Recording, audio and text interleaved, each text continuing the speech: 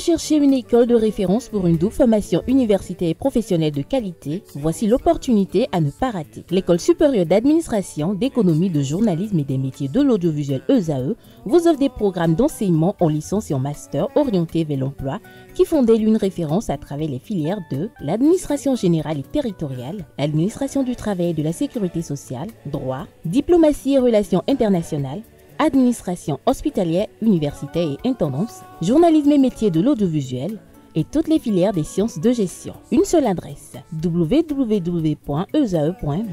Rendez-vous dès maintenant sur nos campus ESAE Bedjromende au numéro 90 93 65 21 ou au numéro 98 98 14 00. Paracourt sur le numéro 52 46 12 12. Aboumé-Calavi au numéro 52 88 44 44. Akpakpa au numéro 52 88 33 33. ESAE, l'excellence à un nom. Le bulletin matinal d'information avec vous, Nasrine Fatoumi, bonjour. Bonjour Abdelkhaled. Merci d'être là ce matin. Bonjour Wanel Dou. Bonjour. Merci d'être là également pour la page des sports. On démarre ce bulletin matinal d'information avec le décès du chargé de mission aux arts et à la culture du président de la République, Patrice Talon.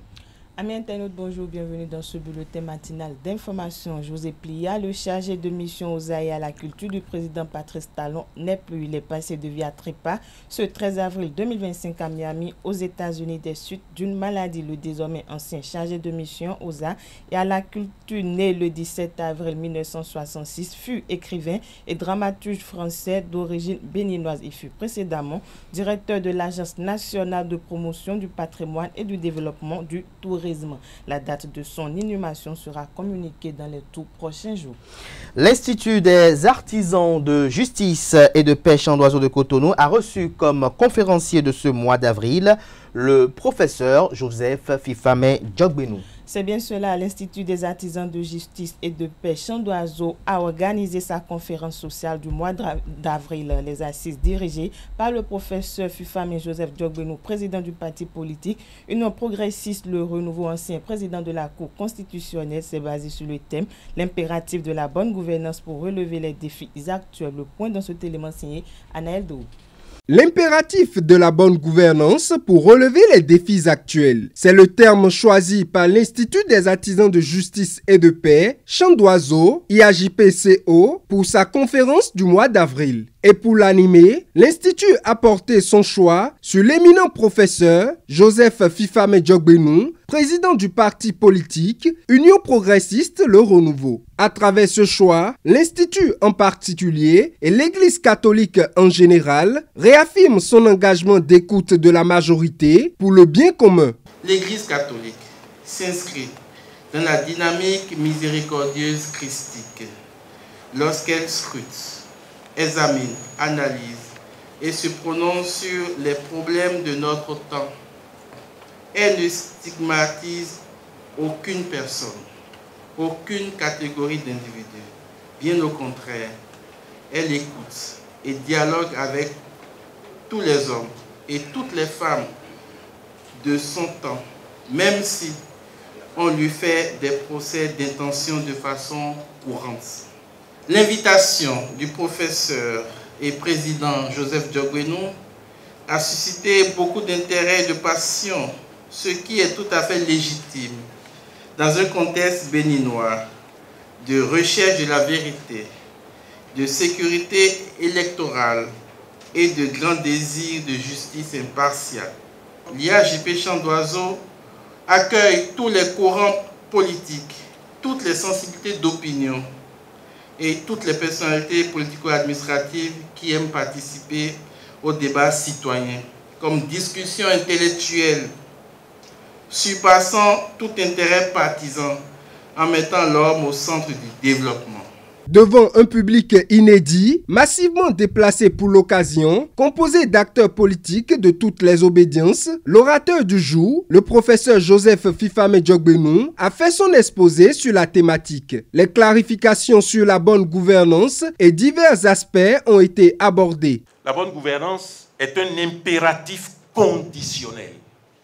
C'est un impératif, mais assorti de conditions. Assorti de conditions et de conditions responsables. Respondere. de conditions qui nous amènent à répondre des limites, des vulnérabilités, parce que nous les aurions traitées, de la solidité de notre société, du rayonnement de notre pays, du bien-être de nos populations. Pour tout cela, accentuer la lutte contre toutes les formes de corruption. La société corrompt. Mais bien entendu, dans l'espace public, pour les choix publics, tendus vers le développement de notre nation, la corruption et la lutte qui a été engagée, là aussi depuis 2016, contre la corruption et pour la justice, c'est une lutte salutaire. Il ne faut pas reculer là-dessus. Une conférence riche d'expériences, de savoir et de notions qui ont visiblement comblé les attentes de tous les participants. L'IAJPCO, par le biais du professeur Joseph Fifame Djogbenou, a répondu aux interrogations et incompréhensions qui subsistaient dans le cœur des populations béninoises. Il est important et même vital pour une nation de rendre pérenne l'impératif de bonne gouvernance.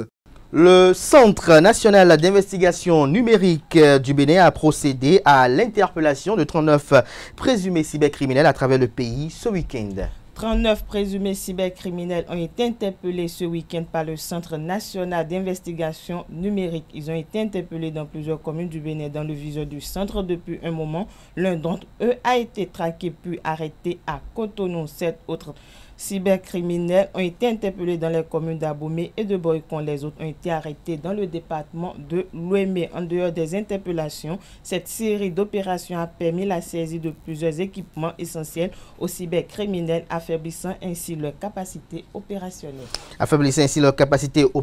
Et à présent, on va découvrir la cérémonie de lancement officiel du film intitulé Sous le ciel partagé de Rotimi Abiola, un ancien collègue. Sous le ciel partagé, c'est le nom du film réalisé par le cinéaste réalisateur béninois Rotimi Abiola. Son lancement officiel a eu lieu ce week-end à Canal Olympia de Cotonou sous les yeux de plusieurs béninois venus de partout. Suivons ensemble un extrait de ses impressions au micro de Francis Fahami. C'est important pour moi de raconter cette histoire parce que je le vis. Je l'ai vécu, mes parents l'ont vécu et ça continue d'ailleurs. N'oubliez pas, le village de Fime Rotman est dans une zone où il y a assez d'agriculteurs, il y a assez de peuples. Ils vivent ensemble, mais ça se passe ainsi. Et c'est ce qui m'a amené, j'ai vécu ça, je sens en fait la peine des deux côtés. Du coup, ça m'a donné l'idée de mettre cela à l'écran, de transformer cela en film. C'est pas la même chose. C'est pas la même chose étant même réalisateur du film. C'est pas la même chose de voir en fait son produit sur un grand écran, surtout dans une salle comme ça. C'est une fierté et je peux rien vous cacher, j'étais tellement ému quand j'ai vu les premières secondes de l'image, j'ai dit waouh. Donc on est capable de faire quelque chose comme ça au Bénin. Donc ces jeunes-là avec qui on était dans cette brousse pendant tout ce temps, 2-3 mois, étaient capables de faire tout ça, alors pourquoi s'en arrêter là? Donc nous vous promettons la seconde partie, pourquoi pas la troisième partie de Sous le ciel partagé. Parce que c'est une histoire qui n'est pas encore finie et la suite est là. Il faut dire que le film informe. Beaucoup pensent en fait que le Bénin se limite à Cotonou et à Port-Novo et à Parakou. Le Bénin c'est ailleurs. Il y a des gens qui vivent ensemble mais qui vivent des choses terribles. Vous pouvez imaginer en fait l'atrocité en fait qui se produit dans les champs. Quand un troupeau de bœufs entre dans le champ d'un cultivateur et qui ravage tout, il mange tout, jusqu'au point où les bœufs déterrent même des plantes à ces animaux. Et vous imaginez la rage qui anime ce cultivateur qui, dans son élan de protection, en fait, ne réfléchit pas, il agit. Soit c'est avec son coucou, soit avec son arme à feu, mais le reste, nous savons ce que c'est. Des dégâts, ça ne finit jamais. Ça ne finit jamais. Ça dit, il faut vivre ça pour pouvoir comprendre. C'est terrible, c'est horrible. Il faut qu'il y ait des solutions. Nous informons d'abord, nous amenons aussi les gens à comprendre qu'en fait, on peut vivre ensemble, on peut avoir des différends, mais on peut se comprendre. Parce que dans le film, vous allez comprendre que ce n'est pas tous les peuples qui sont radicaux, ce n'est pas tous les Yoruba aussi qui sont radicaux. Il y a des gens en fait qui sont pacifiques, il y a d'autres qui ne veulent rien savoir. C'est de la même façon, dans cette histoire, il y a ceux-là à qui ça profite, qui font du commerce et c'est à nous de faire savoir toutes ces choses-là pour qu'on puisse trouver une solution et pour que peut-être que ça ne va pas finir, mais que ça puisse diminuer. Au Gabon, le général Brice Clotaire Oligui Nguema a été élu nouveau président de la République. C'est bien cela, chef de la transition militaire qui dirige le Gabon depuis le renversement d'Ali Bongo le 30 août 2023. Le général Brice Clotaire Oligui Nguema a été élu nouveau président du pays pour 7 ans. Il a obtenu 90,35% des voix selon les résultats globaux provisoires annoncés par le ministère de l'Intérieur ce 13 avril 2025. Son principal adversaire, Alain-Claude Billy, n'a recueilli que 3,2% des voix. En cas de confirmation de ces résultats, dans les tout prochains jours, le général Brice Clotaire Oligui Nguema deviendra officiellement le premier président de la 5e République instaurée à la suite de la transition enclenchée après la chute du régime d'Ali Bongo. Après la chute du régime d'Ali Bongo, merci à vous pour cette présentation du bulletin matinal d'information. On va retrouver à 19h pour la grande édition du journal télévisé sur ESAE TV. Place à présent à la page des sports.